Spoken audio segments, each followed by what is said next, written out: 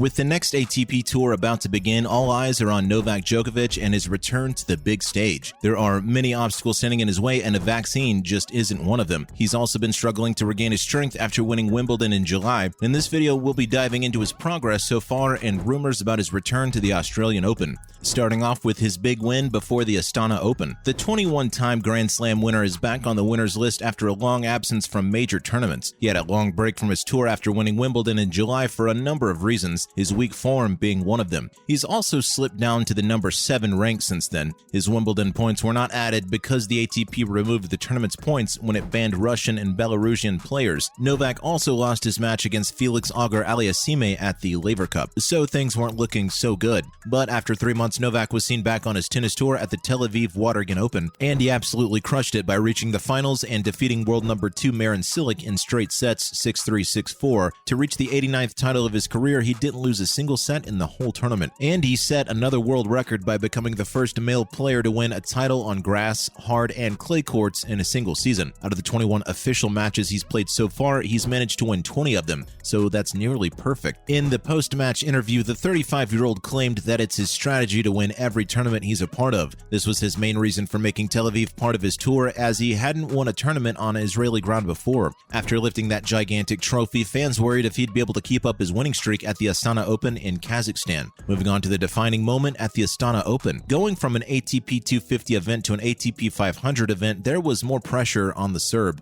Ahead of the Astana Open in Kazakhstan, he claimed that his win in Tel Aviv gave him the push he needed, and he was looking forward to the rest of his tour. Another motivation for winning the tournament was to get enough points to qualify for the Nido ATP Finals. And well, he didn't disappoint. After entering the competition, he'd only lost a single set till he reached the trophy. His final against world number 3 Stefanos Tsitsipas ended in just 75 minutes. He had a clear 6-3, 6-4 victory over the Greek player and won the 4th title of the season. This win also rounded up his total titles to 90. Throughout the match, he managed to land about 80% of his serves and didn't face a breakpoint from his opponent. This win also improved his head-to-head record against Tsitsipas, as he won the last 6 matches against him. This is quite impressive considering he hadn't played in the main event in the last 3 months and was disqualified from tournaments in the United States and Canada for being unvaccinated for COVID-19. After claiming that win, Djokovic expressed his joy at having such a great start to his career. He also stated that he felt blessed to have such a comeback at the age of 35. His goal is to end the tennis season on an even better note. Following up with Djokovic's return to the scene of the crime. With the Australian Open drawing near, everyone keeps wondering if they'll get to see the 21-time Grand Slam winner at his favorite tennis tournament again. Last year, the Australian government deported the famous Serb over his unwillingness to get vaccinated for COVID, but many fans hope that after a year, the restrictions might be eased for him. And a recent word from the director of Tennis Australia has made this distant dream seem possible. While speaking to the press, Craig Tiley was asked about Novak's participation in the event. He responded he was doing everything he could to get players from all over the world to participate in the tournament. He didn't specify if that included Novak Djokovic as well, but we get the hint.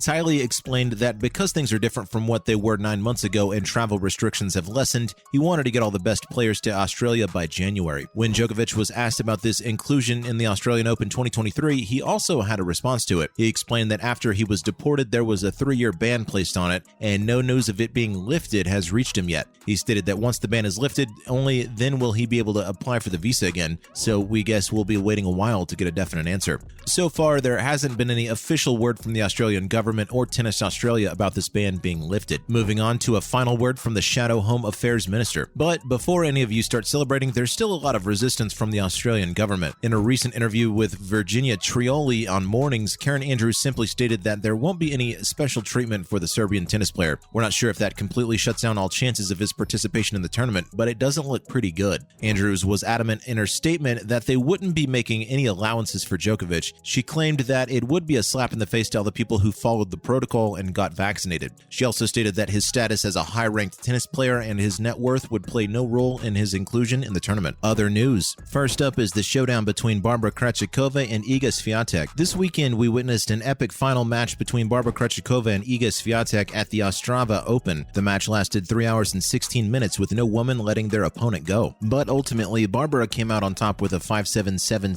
6-3 win. What made the final match even more electrifying was the praise both players received from the crowd. Ostrava is Barbara's hometown, but it's also 2 hours away from Krakow, which is Swiatek's hometown. So clearly both sides of the crowd were deeply invested in the game. Krejcikova admitted this in the post-match interview as she called the atmosphere in the stadium unbelievable and electrifying. In her celebratory post on Instagram, she even made a special shout-out to her rival Swiatek. She called her the most dominant player in the WTA season this year and said she was out of words for her praise. In the post-match interview, she even said that playing against Iga made her want to play better and brought out the best in her. And we can't deny that, as she wasn't doing her best before this match. From being the world number 2 to being unseeded, she needed this win pretty badly, but after the first 2 hours, she quickly turned the match around and ended up winning.